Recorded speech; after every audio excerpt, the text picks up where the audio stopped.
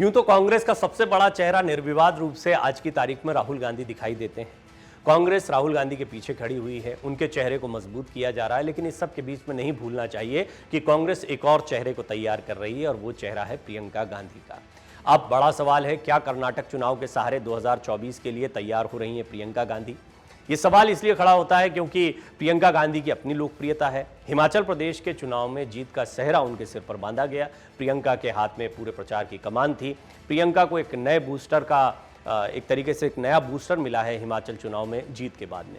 कर्नाटक में भी अगर स्थितियां कुछ इस तरह की बनती हैं कांग्रेस के लिए, तो निश्चित तौर पर कांग्रेस आने वाले दिनों में राहुल और प्रियंका दोनों को बड़े चेहरे के तौर पर आगे के चुनाव में प्रोजेक्ट करेगी, खास तौर पर प्रियंका। राहुल गांधी तो हैं ही खैर चेहरा कांग्रेस का, लेकिन प्रियंका गांधी अब एक्टिव पॉलिटिक्स में एक तरीके से देखने को मिलती हैं। इससे पहले कि उनकी राजनीति देखा जाए तो वो रायबरेली, अमेठी तक या माँ और भाई के चुनाव प्रचार तक सीमित दिखाई पड़ती थी। फिर उत्तर प्रदेश के प्रचार की कमान मिली, हालांकि वहां कोई कमाल नहीं हो पाया था, इसलिए प्रियंका गांधी एक तरीके से किनारे ही रही हैं अभी तक उनका वो प्रभाव, वो चेहरा सामने नहीं आ पाया था। लेकिन हाल के दिनों में जिस तरह से राहुल गांधी का बचाव करते हुए उन्होंने कई भाषण दिए, इंदिरा गांधी की झलक एक बार फिर प्रियंका गांधी में उनके समर्थकों ने और कार्यकर्ताओं ने देखी, उसके बाद में ये सवाल गहराने लगा है कि क्या कर्नाटक चुनाव के बाद में प्रियंका गांधी को कुछ महत्वपूर्ण भूमिकाएं देने की या उनके चेहरे को और बड़े तौर पर चुनाव में रखने की, खासतौर पर 2024 के लोकसभा चुनाव में तैयारी चल रही है।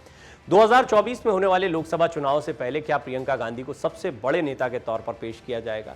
कर्नाटक में हो रहे विधानसभा के चुनाव में प्रियंका गांधी की मंगलवार को हुई बड़ी रैली और रोड शो के दौरान उमड़ी भीड़ से कुछ इस तरीके के संकेत निकलने शुरू हो गए हैं। मंगलवार को कर्नाटक के अलग अलग जगहों पर रोड शोज हुए थे, रैलियां हुई थी। प्रियंका गांधी को सुनने के लिए जिस तरीके से लोग खड़े हो रहे थे, उसे सियासी गलियारों में काफ़ी महत्वपूर्ण माना जा रहा है। चर्चाएं गर्म हो गई हैं कि अगर प्रियंका गांधी पर कांग्रेस मजबूती से दांव लगाकर उनको हिमाचल और कर्नाटक की तरह आगे करती है तो 2024 में कांग्रेस के लिए ये बड़ा फायदेमंद सौदा साबित हो सकता है। वहीं प्रियंका ने भी अपनी पहली बड़ी रैली में कर्नाटक की जनता को उनकी अपनी संस्कृति और अस्तित्व को बचाने की लड़ाई में कांग्रेस को वोट देने की अपील की थी।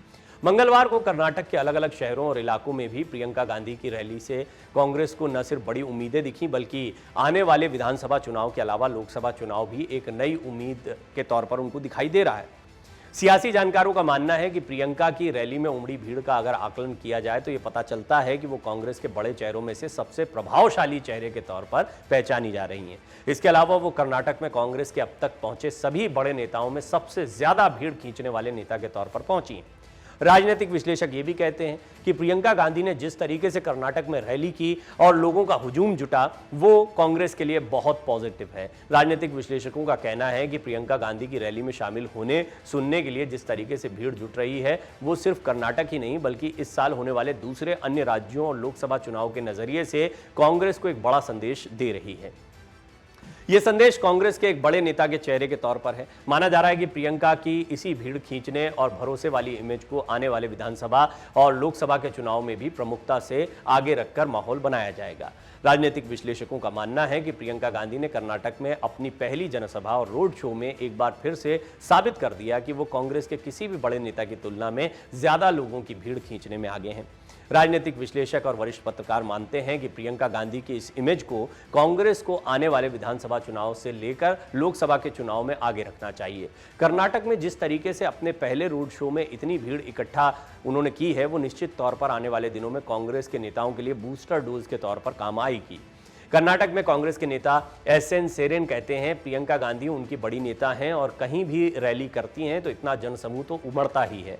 उनका कहना है कि आने वाले विधानसभा के चुनाव में और लोकसभा के चुनाव में प्रियंका गांधी को निश्चित तौर पर पार्टी को इसी जोश के साथ आगे रखना चाहिए। हालांकि वो ये भी कहते हैं कि पार्टी अपनी व्यवस्था के लिहाज से ही अपने नेताओं को आगे करती है। इसमें पार्टी के राष्ट्रीय अध्यक्ष से लेकर अन्य राष्ट्रीय पदाधिकारी और प्रियंका गांधी से लेकर राहुल गांधी जैसे तमाम वरिष्ठ नेता न सिर्फ रैलियां, जनसभाएं और रोड शो करते हैं बल्कि जनता से मुखातिब होकर पार्टी की विचारधारा को लोगों के बीच लेकर जाते हैं। कर्नाटक में प्रियंका के पहले रोड शो में उमड़ी भीड़ के बाद ही पार्टी के भीतर ही चर्चा इस बात की हो रही है कि आने वाले चुनाव में प्रियंका गांधी को बड़े चेहरे के तौर पर सामने रखा जाए। कांग्रेस पार्टी से जुड़े वरिष्ठ नेता कहते हैं कि प्रियंका गांधी ने हिमाचल प्रदेश के चुनाव में जिस तरीके से प्रचार किया, उसके बाद वहां पर सत्ता में वापसी हुई। कर्नाटक में भी प्रियंका का जो क्रेज है वो हिमाचल की तरह ही बना हुआ है।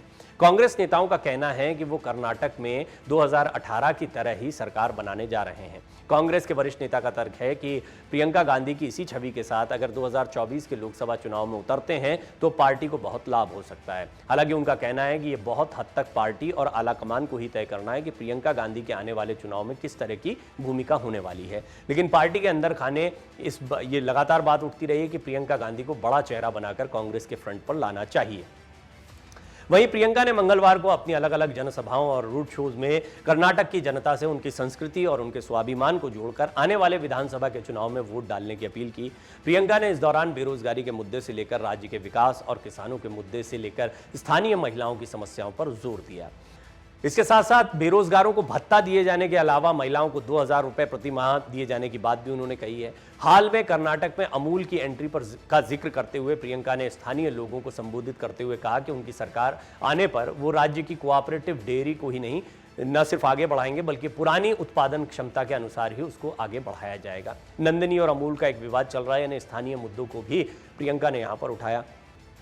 प्रियंका की आगे की राजनीति को देखा जाए तो ये बहुत स्पष्ट है कि अगर सोनिया गांधी रायबरेली से चुनाव नहीं लड़ती हैं, जिसकी बहुत संभावनाएं हैं, तो बहुत मुमकिन है उत्तर प्रदेश से या किसी अन्य जगह से प्रियंका गांधी को कांग्रेस अपने चेहरे के तौर पर मैदान में उतार सकती है।